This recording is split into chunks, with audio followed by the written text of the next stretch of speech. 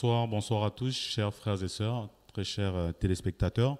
Vous qui nous regardez aujourd'hui, nous sommes vendredi 8 avril 2022. Voilà, par la grâce du Seigneur, nous avons annoncé ce direct il y a 2 ou 3 jours. Et voilà, ce sera un court direct, il ne sera pas très long, on le pense. Toutefois, on se remet au Seigneur. Voilà, donc ça faisait très très longtemps, nous n'avions plus fait de mission en direct. Et donc, hier, on a eu une émission. Elle n'était pas diffusée sur YouTube. Celle d'aujourd'hui, le Seigneur a permis qu'on la diffuse. Donc, voilà. Nous sommes dans la joie de pouvoir partager avec nos frères, nos sœurs qui nous regardent depuis leur maison, depuis leur téléphone, depuis leur ordinateur. Voilà, tous réunis autour de notre Seigneur Yahushua, Jésus-Christ de Nazareth. Donc, voilà. Sans plus tarder, je voudrais qu'on prie tous ensemble avant de commencer à partager la parole.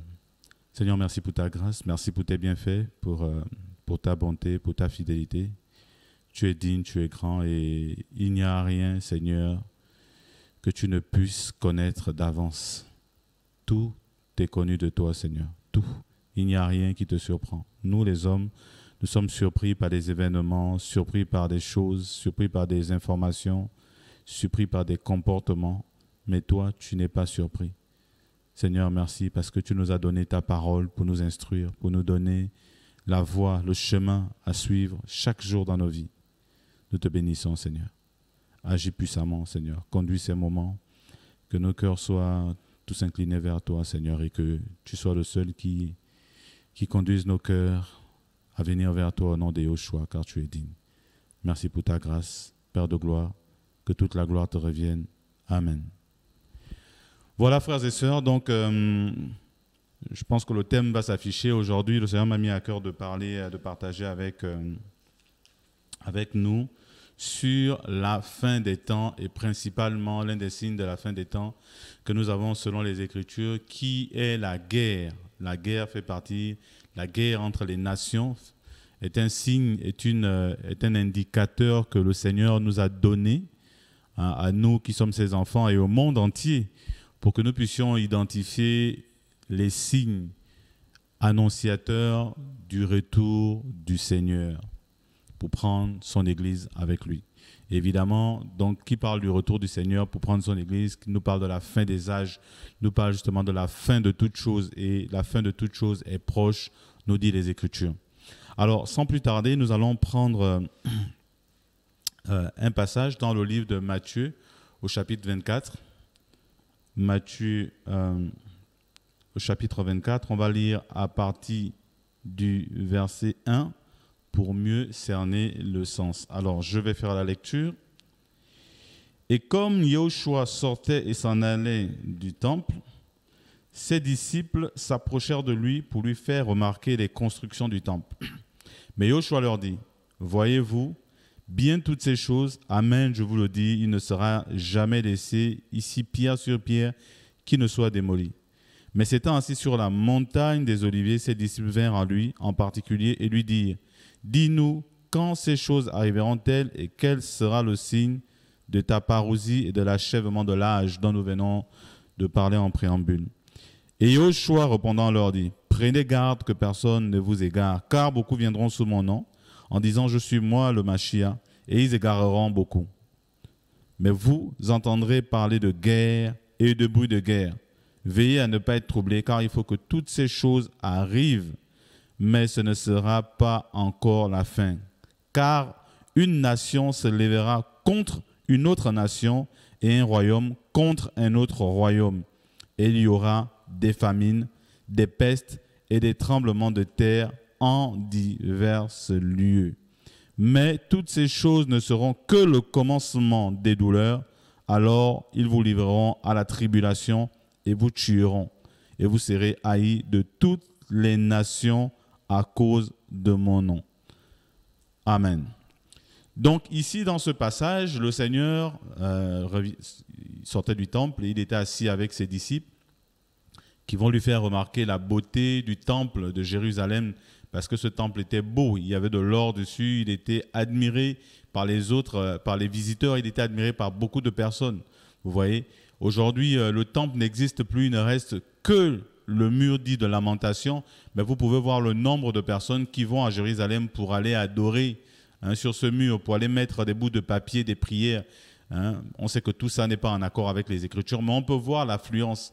Et si ce mur attire, c'est que le temple en lui-même attirait, parce que non seulement le temple avait l'histoire de la présence de Dieu, même si le peuple avait suivi le temple, mais la beauté aussi de ce temple était un autre élément qui faisait qu'il attirait. Donc c'était un temple qui était beau et qui avait aussi une très belle histoire. Et là, les disciples vont faire remarquer au Seigneur Yahushua, à Jésus-Christ, que le temple était très beau. Et le Seigneur va leur dire que ce temple qui est beau, qu'ils admirent et pour lequel ils sont si fiers, il sera détruit. Il sera détruit, il ne restera pas pierre sur pierre de ce temple qui ne sera renversé. Et nous savons tous que cette prophétie s'est accomplie, je crois, dans les années 70. Ouais, donc, le temple a été complètement détruit. La prophétie s'est accomplie. Mais ce n'est pas ce qui nous intéresse. Ce qui nous intéresse, c'est que le Seigneur va nous dire plus loin, au verset 6, que « Mais vous entendrez parler de guerre et de bruit de guerre. Veillez à ne pas être troublés, car il faut que toutes ces choses arrivent, mais ce ne sera pas encore la fin. Mais ce sont des signes qui vont annoncer la fin. » Parce que la question principale, c'était quel sera le signe de ton avènement et de la fin des âges. Alors le Seigneur va leur donner les éléments en leur disant, l'un des éléments, c'est les bruits de guerre et les guerres dont vous allez entendre parler. Et je crois qu'aujourd'hui, on entend parler d'énormément de guerres. Il y a la guerre en RDC, il y a la guerre en Centrafrique, il y a eu la guerre entre les Hutus et les Tutsis au Rwanda. Il y a plusieurs guerres. Il y a les guerres des Rohingyas en Birmanie, je crois. Il y a énormément de guerres. Il y a eu la guerre, la Seconde Guerre mondiale, la Première Guerre mondiale. Il y a eu énormément de guerres. Vous voyez. Et actuellement, parce que notre rythme de vie est souvent dicté par les médias qui décident de choisir l'actualité qu'ils vont mettre en avant. Vous voyez, on entend parler de la guerre entre la Russie et l'Ukraine. Et c'est l'actualité en ce moment. Ça fait plus d'un mois qu'on en parle. Voilà, que la Russie a attaqué l'Ukraine et a assiégé plusieurs villes, qu'il y a des bombardements.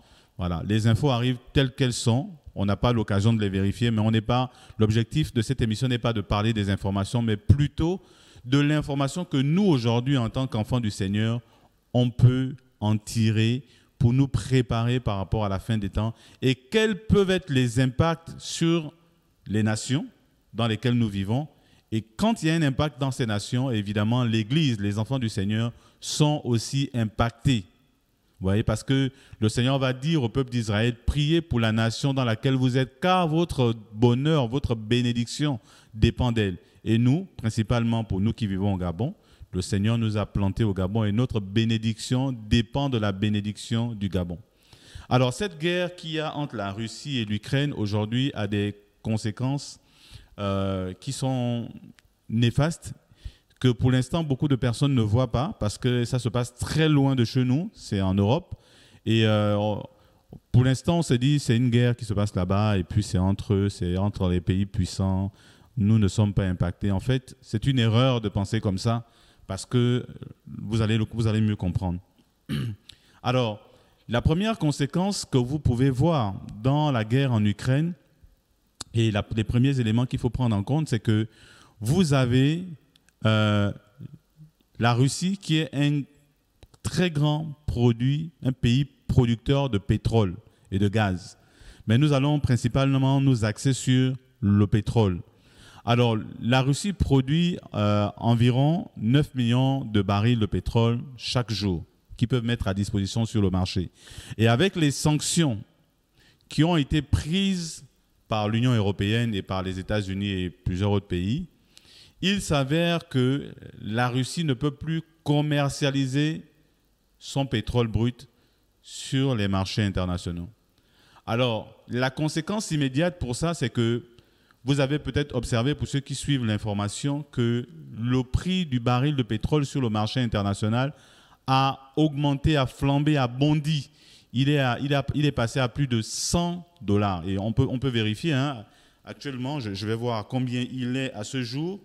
Là, à l'instant, pendant qu'on fait l'émission. Alors, je vais me connecter et je vais vous dire, et vous allez comprendre pourquoi. Alors,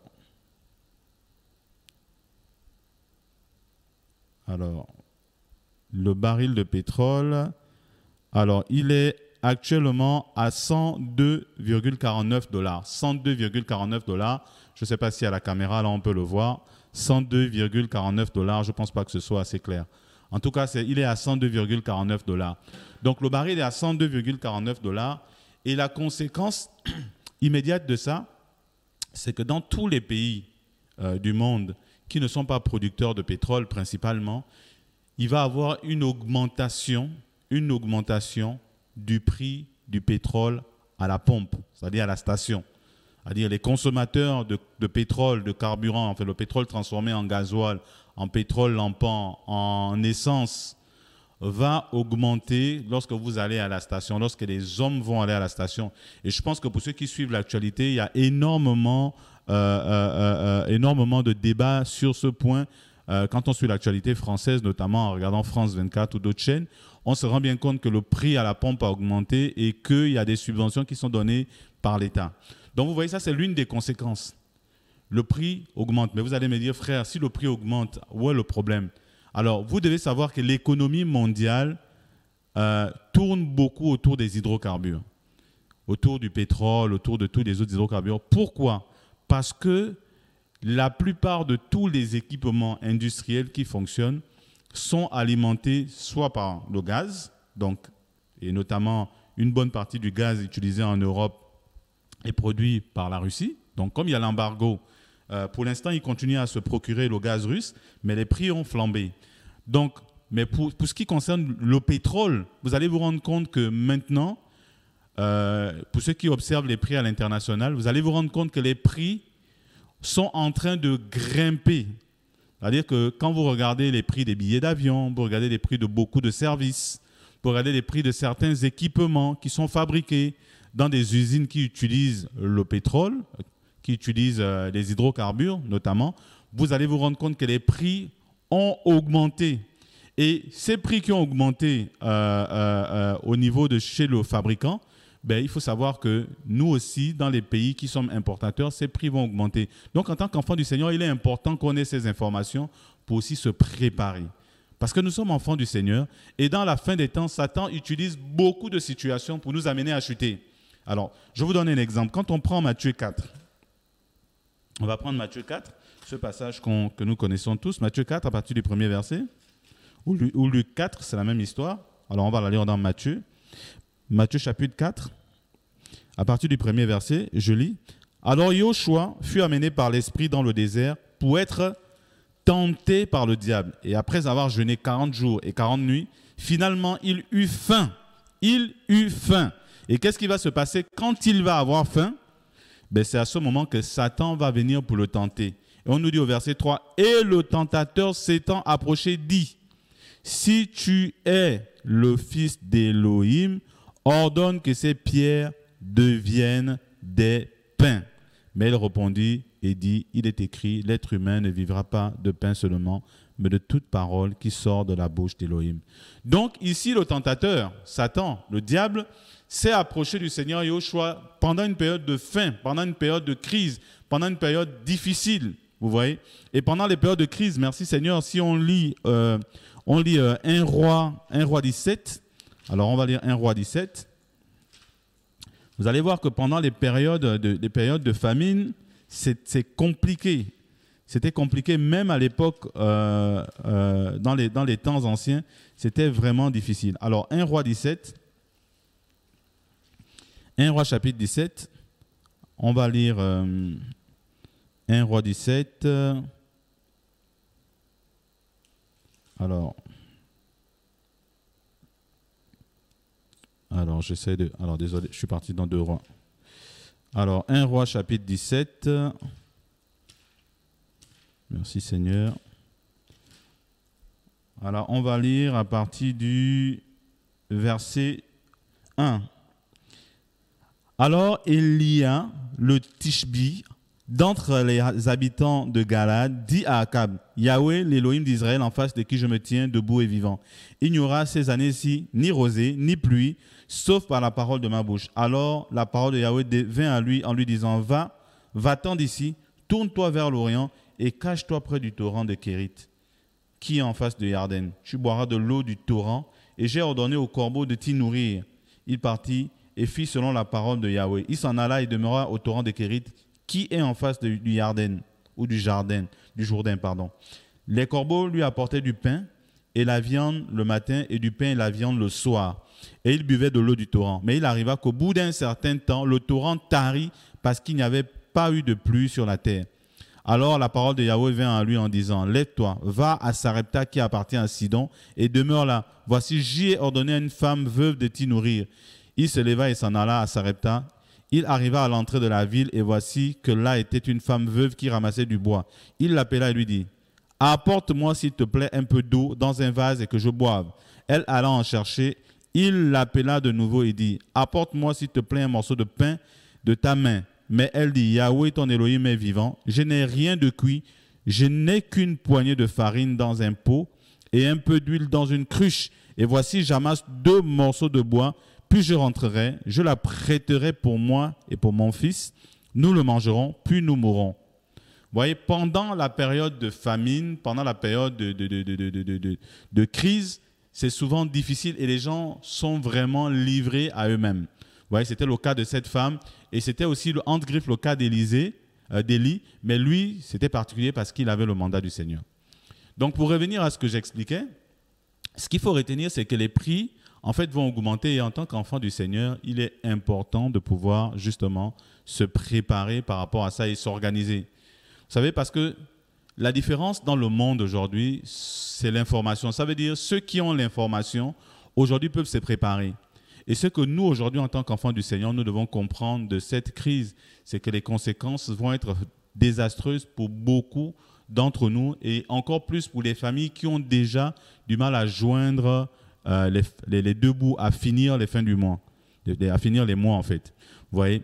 Donc, le prix du pétrole ayant augmenté, les prix aussi augmentent. Et je pense que pour ceux qui sont attentifs, quand vous allez dans les magasins, vous allez vous rendre compte qu'il y a des articles qui coûtaient 1000 francs, qui sont à 1500, 1600. Pourquoi ? Parce qu'il y a les prix qui ont augmenté considérablement. Et on a besoin aujourd'hui d'être prudent. Vous voyez ? Ça veut dire quoi ? Que quand, par exemple, une entreprise, je vais, pour qu'on comprenne, on comprenne mieux la pensée. Par exemple, les pirogues qui vont au village, dans nos villages pour aller chercher le manioc, la banane, les tarots, le poisson, tout ça. Ces pirogues, ces moteurs fonctionnent avec le carburant. Alors, pour l'instant, la grâce du Seigneur, on remercie notre pays parce que pour l'instant, on n'a pas le prix qui a augmenté parce que l'État continue de subventionner la différence du prix. Mais le jour où l'État va arrêter de subventionner le carburant, alors il va arriver que le prix va monter. Et si le prix monte, ben, celui qui a la pirogue qui va chercher la nourriture va facturer plus à la personne qui amène le paquet de manioc, qui amène le régime de bananes. Et cette personne à qui on a facturé plus va mettre ce qu'on lui a facturé dans le prix auquel il viendra vous vendre le produit. Et donc, du coup, quand vous allez aller au marché pour acheter un paquet de manioc qui est déjà extrêmement cher, à 5 000, ben, vous allez peut-être l'acheter à 6 000 ou à 7 000. Pas parce qu'il y a le manque de manioc, mais parce qu'il y a le prix du carburant qui aura augmenté et que ce dernier-là, ce transporteur va vous le mettre. Ouais, donc, c'est vraiment important de considérer toutes ces choses-là. Alors, le deuxième facteur qu'il faut retenir, c'est que la Russie et l'Ukraine font partie des plus gros exportateurs de blé en Afrique. C'est-à-dire que nous, les pays africains, nous nous approvisionnons en blé au niveau de ces pays-là. Il y a bien sûr évidemment d'autres pays comme l'Espagne, la France qui produisent aussi du blé, je crois aussi l'Allemagne. On a pas mal d'autres pays, mais en faisant des recherches, la plupart des pays africains, d'accord, passent commande au niveau de la Russie et de l'Ukraine. Or, vous savez que on utilise la farine, on utilise le blé, la farine de blé pour faire beaucoup de choses. Le pain, les biscuits, les gâteaux, plein de choses, même qui sont fabriquées en Europe, vous voyez, mais que nous importons pour notre consommation tous les jours. Or, il s'avère qu'aujourd'hui, le prix de la tonne de blé a augmenté sur le marché. Pourquoi? Parce que l'Ukraine ne produit plus suffisamment à cause de la guerre. La Russie ne peut plus vendre son blé sur le marché parce qu'il y a les sanctions qui ont été prises. Et donc, du coup, le prix de la tonne de blé a augmenté. La conséquence, c'est que nous allons le ressentir dans tout ce que nous achetons qui est produit du blé. Les choses comme les pâtes vont augmenter. Et donc, ça va avoir une répercussion, frères et sœurs, sur nous. Donc, en tant qu'enfant du Seigneur, il faut avoir ces informations pour se préparer. C'est vraiment, vraiment important. Et derrière ces informations, on va comprendre que c'est un message aussi que le Seigneur donne à l'Église. Vous allez le comprendre tout à l'heure. C'est un message que le Seigneur donne à l'Église pour s'apprêter, pour ne plus fonctionner de façon inconsciente comme l'Église a fonctionné pendant plusieurs années de façon inconsciente. Vous voyez? Donc, la tonne de blé a doublé, le prix de la tonne de blé a doublé entre quelques mois avant la guerre et maintenant, le prix de la tonne de blé a considérablement augmenté, elle a doublé. Et donc, pour l'instant, nous ne le ressentons pas parce que nous avons les anciens stocks, mais les nouveaux stocks qui vont arriver seront plus chers et il y a des fortes chances. Nous espérons encore qu'une fois de plus, le gouvernement va subventionner, mais il y a des fortes chances, si le gouvernement ne peut pas subventionner, qu'on ait ces répercussions dans nos budgets et qu'on soit incapable de pouvoir boucler les fins du mois. Donc, c'est vraiment, vraiment, frères et sœurs, des informations capitales que nous devons maîtriser, que nous devons comprendre pour être avertis. Pour être avertis. La Bible nous dit l'homme prudent voit le mal de loin et s'en détourne. Vous voyez? Alors, la troisième information qui est aussi capitale et je pense même qui peut être la plus importante pour nous, c'est que deux pays, notamment l'un des pays qui produit beaucoup les engrais chimiques destinés encore une fois de plus au marché d'exportation, c'est aussi la Russie.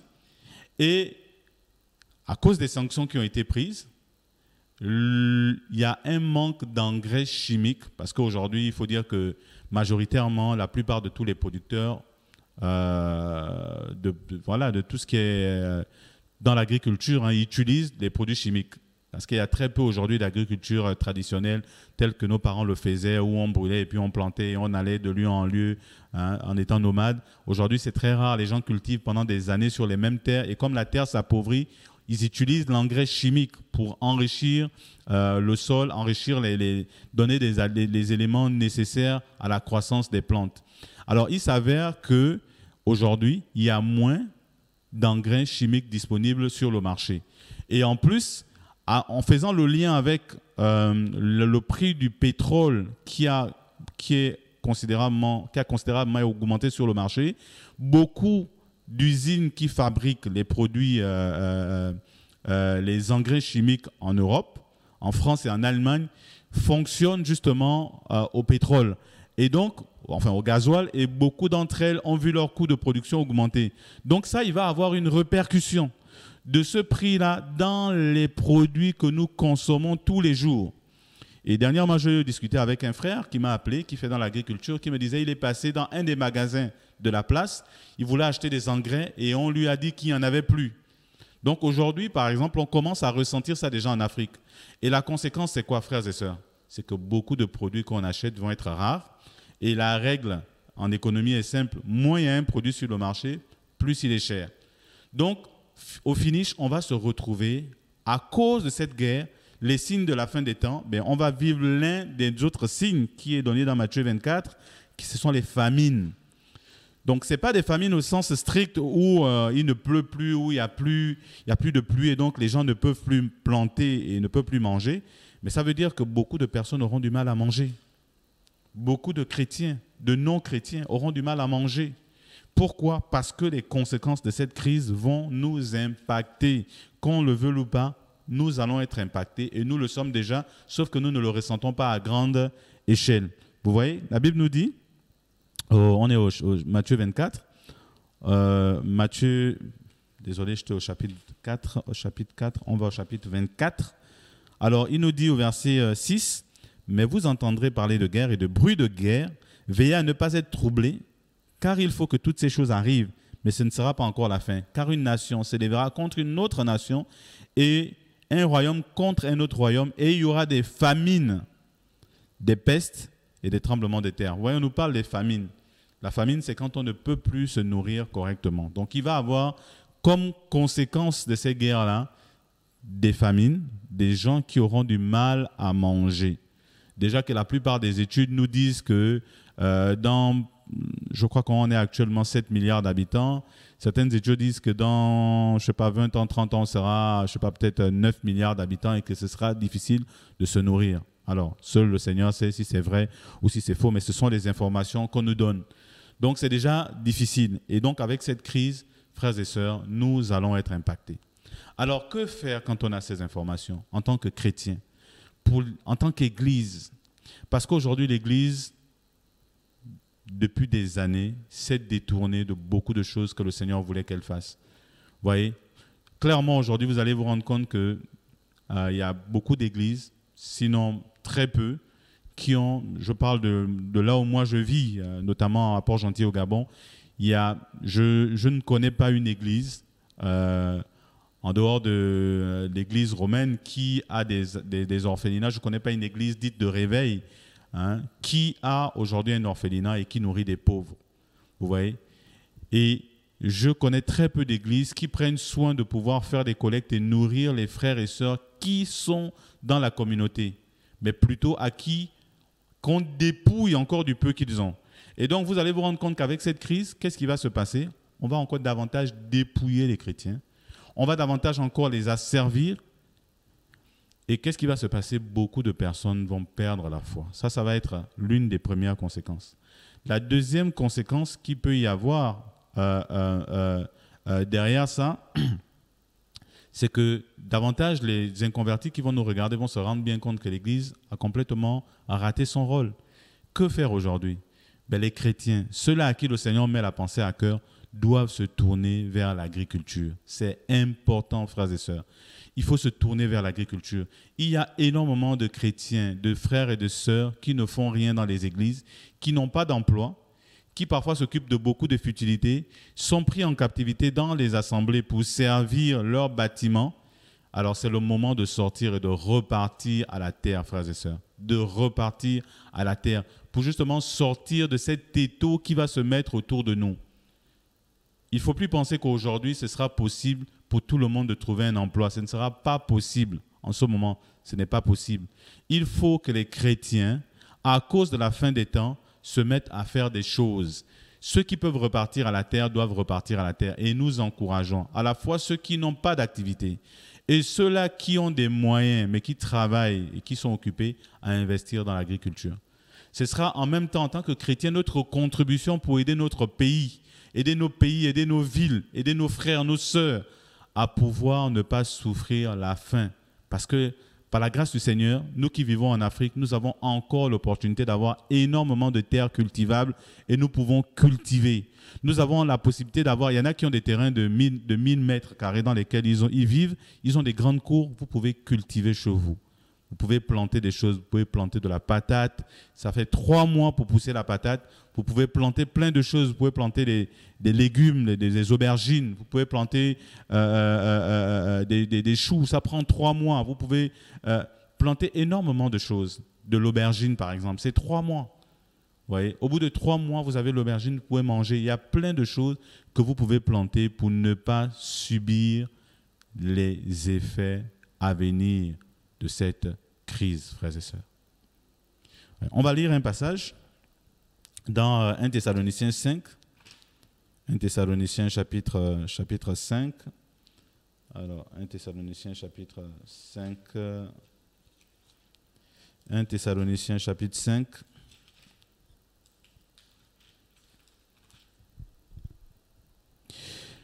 On va lire à partir du premier verset. Mais concernant les temps et les époques, frères, vous n'avez pas besoin qu'on vous en écrive, car vous savez vous-même précisément, que le jour du Seigneur vient comme un voleur dans la nuit. Quand ils disent paix et sûreté, alors une destruction soudaine les surprend, comme les douleurs de l'enfantement surprennent la femme enceinte, et ils n'échapperont point. Mais quant à vous, frères, vous n'êtes pas dans les ténèbres pour que ce jour vous surprenne comme un voleur. Vous êtes tous fils de la lumière et fils du jour. Nous ne sommes pas de la nuit ni de la ténèbre. Ouais. Donc ici, il est d'abord premièrement question du retour du Seigneur, et c'est ce qu'on a vu dans Matthieu 24, que le retour du Seigneur avait des signes annonciateurs, et l'un des signes annonciateurs qu'on a vu, c'est les guerres et les famines. Des famines qui peuvent venir de plusieurs facteurs, mais là on a parlé principalement des famines qui découlaient de la guerre actuelle entre la Russie et l'Ukraine. Et donc frères, nous ne sommes pas nous des enfants des ténèbres pour être surpris, nous sommes enfants de la lumière. Nous avons les Écritures, nous avons les signes pour nous annoncer les choses, non seulement pour nous préparer par rapport au retour du Seigneur, parce que cette guerre est un signe pour nous préparer par rapport au retour du Seigneur, mais aussi par rapport aux choses qui peuvent nous impacter dans notre vie au quotidien, tous les jours, par rapport à notre foi. Vous voyez? C'est pourquoi le Seigneur va dire dans Matthieu chapitre 6, on va le lire, Yoshua va dire dans Matthieu chapitre 6, alors Matthieu 6, à